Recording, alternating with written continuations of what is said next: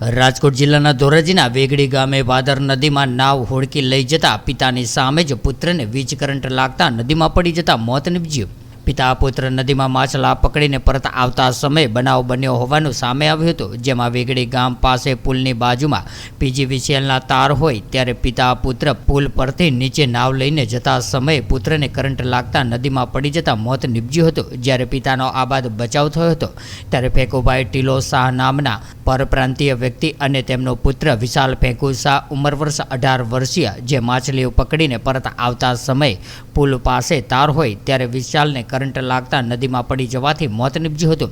ત્યારે ધોરાજી નગરપાલિકા, fire brigade તેમજ પોલીસ તંત્ર, પીજીવીસીએલ સ્ટાફ દ્વારા નદીમાંથી યુવકના મૃતદેહને બહાર કાઢીને સરકારી રેફરલ હોસ્પિટલ ખાતે પીએમ અર્થે ખસેડાયો હતો।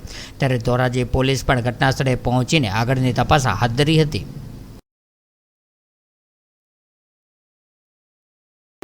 વેગડી ગામના ભાદરના કાંઠા ઉપર હુડકી લઈ અને પિતા પુત્ર નદી ઓળંગવા જતા વચ્ચે પીજીવીસીએલના તારને અટકી જતા શોટ લાગી અને પુત્ર પાણીમાં ગરકાવ થઈ ગયેલ।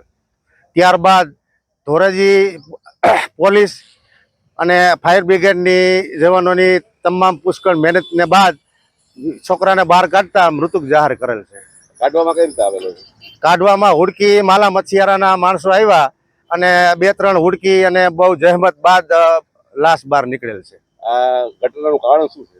ઘટનામાં તો પિતા પુત્ર બંને નદી ઓળંગવા જતા રસ્તામાં વચારે તાર અટકી જતા બાળક પાણીમાં ગરકાવ થઈ ગયેલ।